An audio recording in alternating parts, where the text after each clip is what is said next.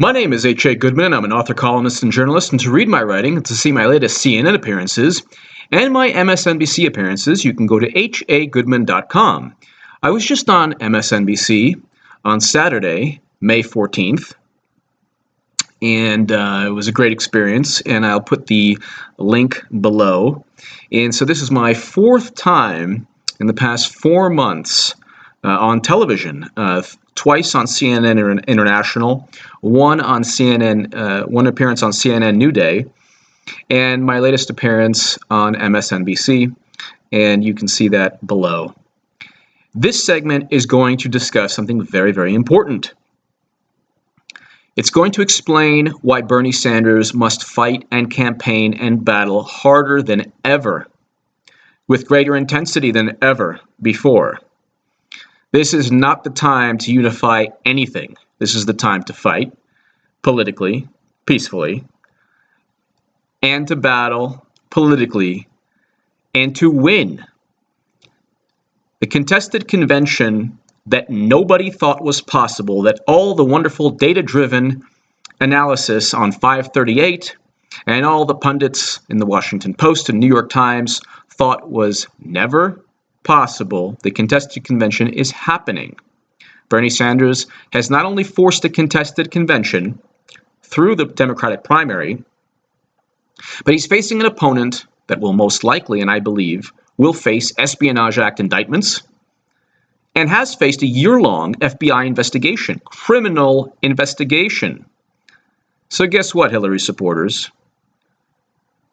Bernie Sanders has to stay in the race because your candidate, Hillary Clinton, will face political repercussions whether or not she gets indicted and whether or not her top aides get indicted. So the first issue is this.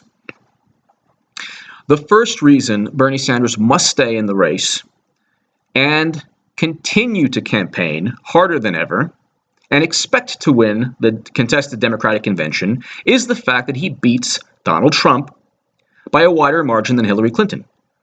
That alone, if you want to win, all this talk about, and there are progressive writers who say, oh, well, you have to unify now. You have to, it'll hurt Clinton's general election possibilities if Bernie doesn't bow out now. Well, wait a second. If the goal is winning, we already know that in an average of polls, Bernie Sanders defeats Donald Trump by 13 points. Hillary Clinton defeats what some people call is the reincarnation of Hitler, which is obviously hyperbole. More than that, more than hyperbole. It's just basic ignorance of history. Trump is a buffoon and he says racist things, but he's not the reincarnation of Hitler. He goes golfing with Bill Clinton. So, and he invited both Clintons to his wedding. But anyway, Hillary Clinton defeats Donald Trump in an average of polls by 5.7 points. This is our national embarrassment, Donald Trump. Okay, the reality television show star and the billionaire.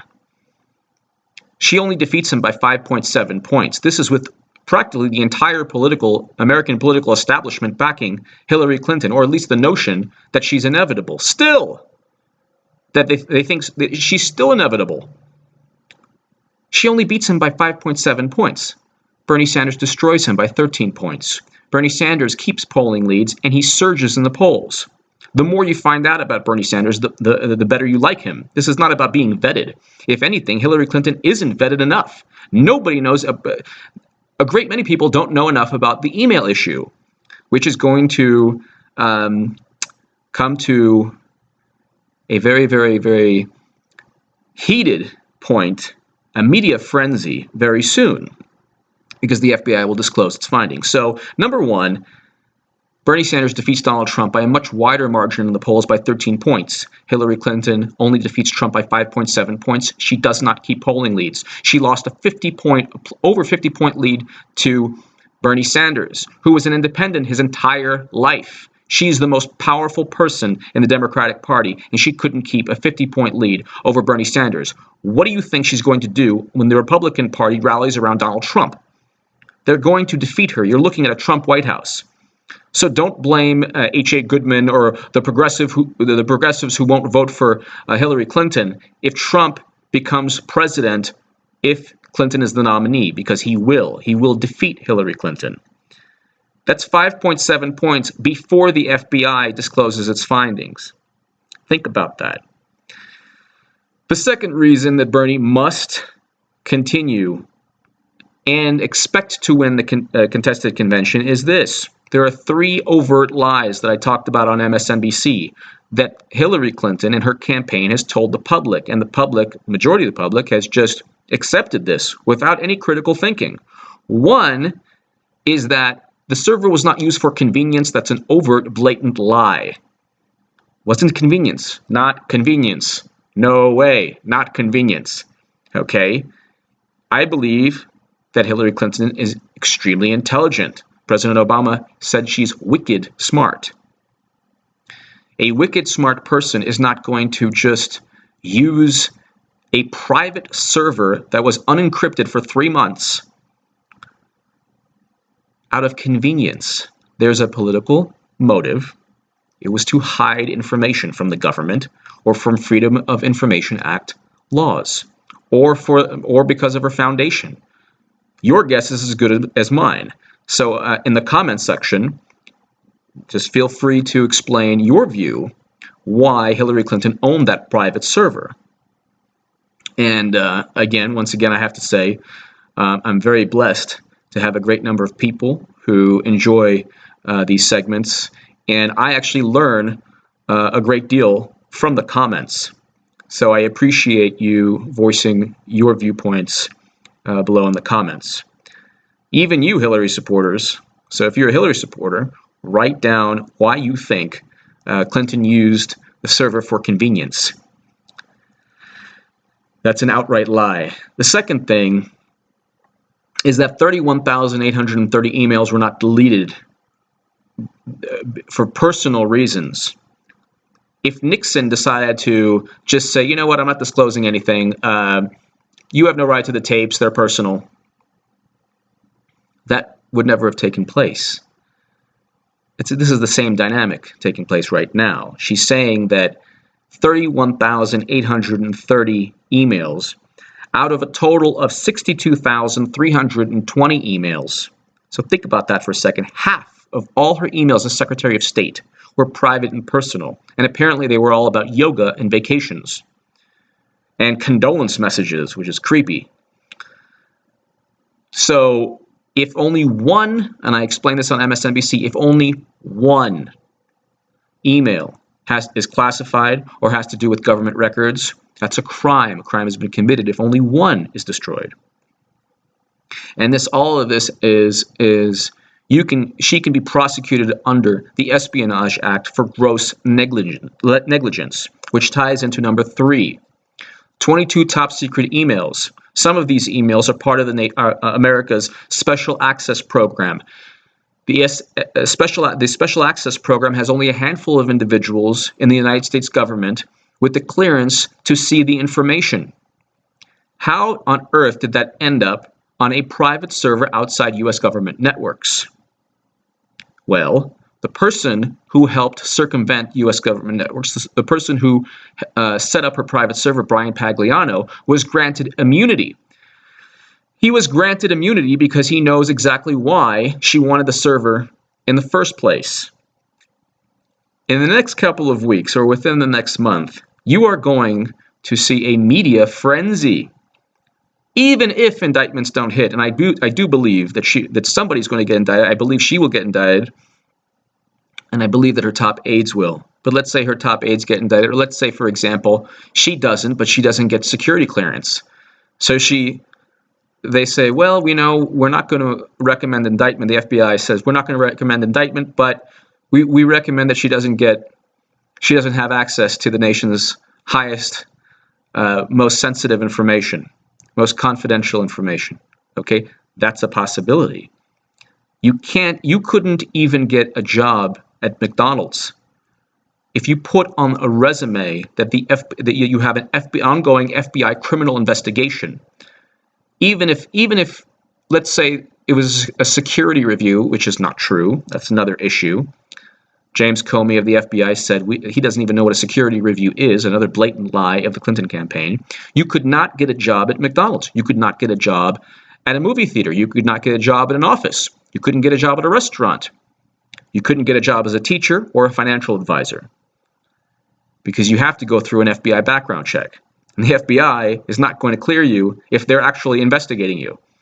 So Clinton expects to be president of the United States. So Bernie Sanders is in very good position.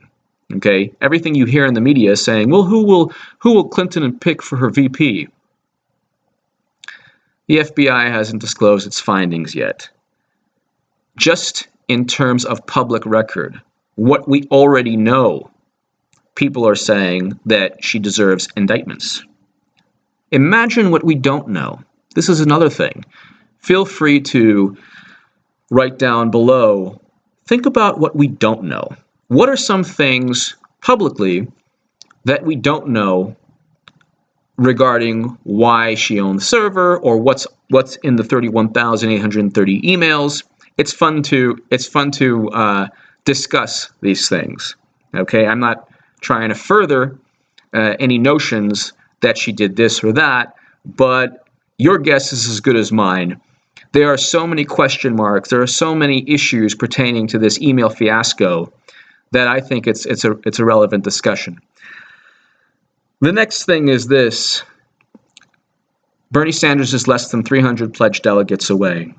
The superdelegates who have sided, the majority of them who have sided with Hillary Clinton, I'm giving you a friendly warning, peaceful and friendly warning. And this warning is this.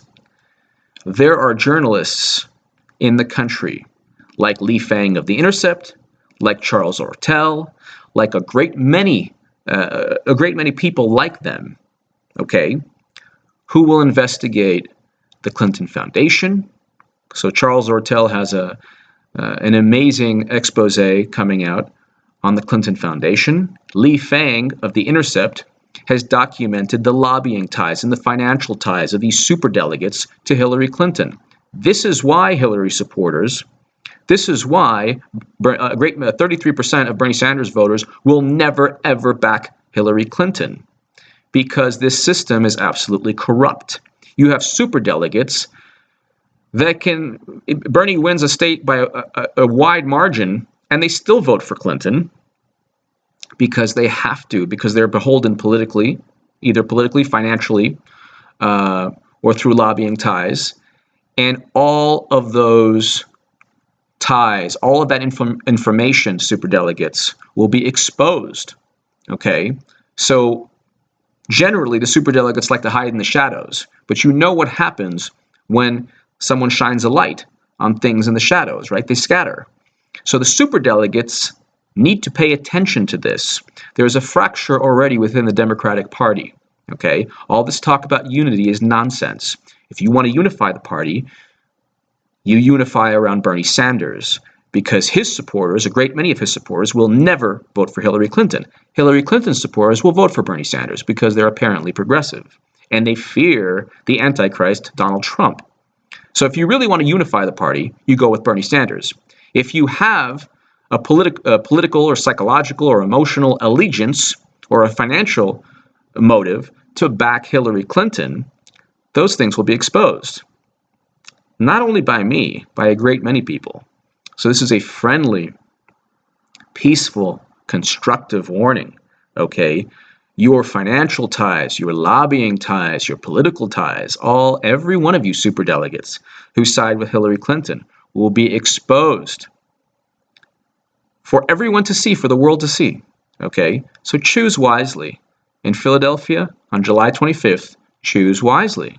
Okay, and also you don't want to choose somebody who jeopardized national security, and you know she did, and the FBI will confirm that very soon. The next issue is I have a good buddy of mine who calls Hillary Clinton the Frank Underwood of the Democratic Party. I found that very interesting, and I think that's a great description of Clinton. The last thing is this. Bernie Sanders embodies the hopes and the dreams of millions and millions of people who want an end to Wall Street greed. So he will advocate breaking up too big to fail banks. They're too big to fail because if they fail, they'll bring down the entire economy and we'll have to bail them out again. He wants to break up the banks.